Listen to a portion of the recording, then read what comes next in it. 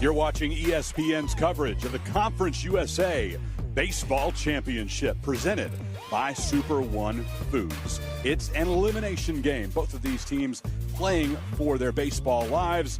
FIU and Western Kentucky from J.C. Love Field in Ruston, Louisiana. Chris Mycoskie alongside Malcolm Butler for this do-or-die affair. Western Kentucky, the better seed at number 3, but FIU has had the toppers number this season. Panthers beat them 2 out of 3 in the regular year, and then just 2 days ago, powered their way past Western Kentucky. Yeah, first game of the tournament featured these two teams. Western Kentucky got off to an early lead, scored a couple of runs early without the benefit of a hit, but FIU, 4 home runs in that ball game. 2 of them by Keyshawn Fred, a couple of monster shots. They were able to get out and use the long ball to score 7 runs. Western Kentucky got plenty of base runners. They had 15 base hits in that ball game, Chris.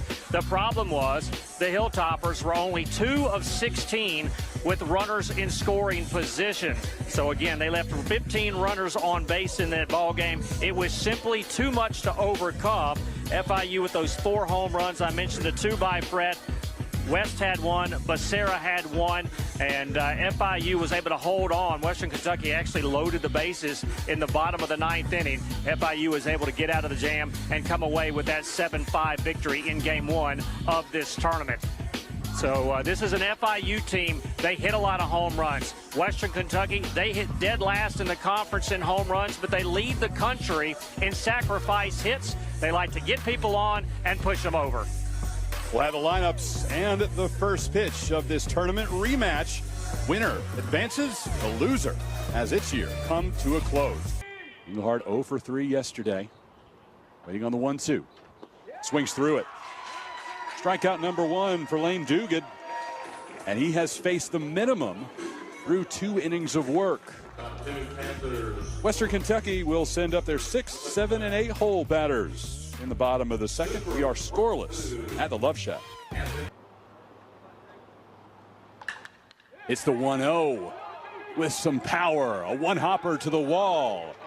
Martinez motoring his way to second, and he is gunned down. Eli Burwash playing the carom perfectly and making a great throw into Austin Haller. Andre Martinez is the 3rd out of the 3rd inning. Through the Love Shack for the nightcap.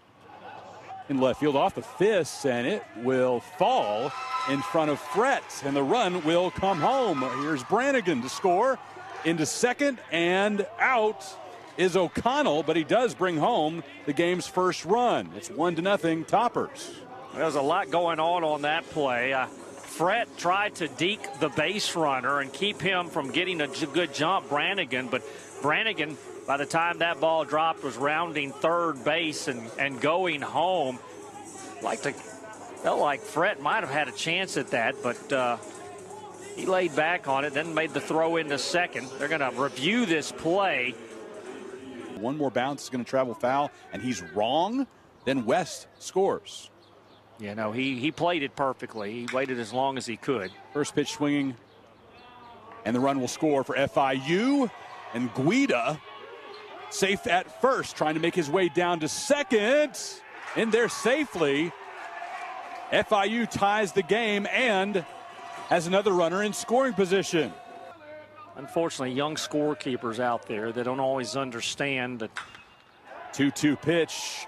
That's fair down the right field line. Guida is sent home, and the Florida International Panthers take their first lead of the day. It's 2-1 thanks to Jeff LaCory in an RBI double. Yeah, he earned that one. No doubt about it. LaCory rips that double. It's his 8th double of the year, his 47th RBI, and FIU has responded with 2 in the top of the 4th. They've answered those single run that Western Kentucky put on the board in the bottom of the 3rd.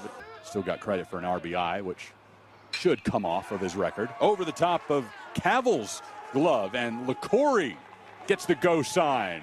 3-1 Panthers as Alex Ulloa comes through. Well, FIU's got it going here. They're starting to find the barrel, something they didn't do in the first 3 innings. And It's now 3 runs on the board, already on 3 hits and the throwing error. Here we're going to get another visit. The lanky Lucas Littoral may see his day end in a hurry. I think the human element is part of the ball game. Rung him up. A 90-mile-per-hour heat from Bennett. The reliever comes in to shut the door, but not before FIU gets 3 runs in the top of the 4th inning. Panthers have a 3-1 advantage in this elimination game. You know that he's susceptible to that. You would have thought they would have put the sacrifice bunt down. Jaylin Rae lifting one to left field. It will carry. Jaylin Rae with a 3-run homer. And Western Kentucky takes the lead. Well, Jaylin Rae says it doesn't matter. I'm going to hit it out of the park, and we can second guess the not bunting all day long, but doesn't matter if the runners are on first or second and third. They're going to score on that hit right there. And all of a sudden you look up, WKU leads 4-3, and Pinheiro unable to put the shutdown inning together after his team scored 3 in the top of the inning. 370 feet off the bat of Rae, just over the wall. A 3-run shot, the 2nd home run of the year for Rae. 1-0 pitch to Becerra. High fly to right field against the wall, and watching it travel into the kennel. That one took its time and left the ballpark. FIU is within 1 after that shot that just barely got out, 358 feet. Now that's the 8th home run of the year for Becerra, the 2nd of this week against Western Kentucky. He hit 1 in that win on Wednesday. And when that left the bat, I didn't think it was going to get out, but it just kept going and going. You kept watching O'Connell go back against the wall. Now Mason Burns, tied for the national save lead, bearing down into center field. The Panthers tie the score at 5. Armando Becerra with an RBI single. And Martinez going from first to third on the play. Aggressive base running right there as he took 2 bases. And so now a tie ball game. Runners on the corners with 2 outs. And Chris, we talk about it all the time, how free passes, whether they're walks or hit batters, so many times will come back to haunt you. Lizama's got 15 doubles on the season. Base runner Burwash has stolen 3 bases this year. 1-0 pitch into right to the scoreboard. Toppers extend the lead to 3 runs, looking to punch their ticket into the semifinal round. Ethan Lizama with a big knock. Well, it looked like a pitch on the inner third, and he turned on it. That one had the sound off the bat, had the look off the bat. 7th home run of the year, RBIs 39 and 40. And those are 2 big runs right there heading into the top of the 9th. That gives Burns a little bit more of a cushion, a little more breathing room.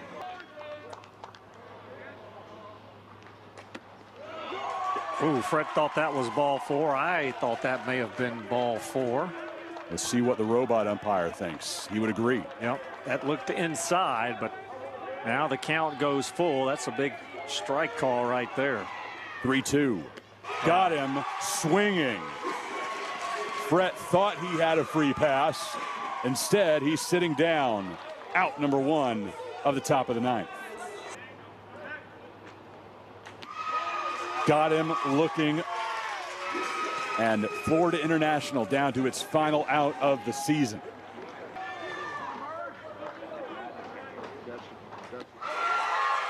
Got him swinging, and Western Kentucky advances to the semifinal round. You have one of the top closers in the country, Malcolm. You make him do a little extra work than he's used to. He ends up earning the win instead of the save tonight and propels the Tops into Saturday. Yeah, no, he came in the 6th inning and only one out, and he gave up the lead on a RBI single, but after that he shut FIU down. His team got him 3 runs, and Burns picks up the win. Western Kentucky survives. They will move on to face Dallas Baptist tomorrow. They will have to beat the Patriots twice to advance to the championship game Sunday.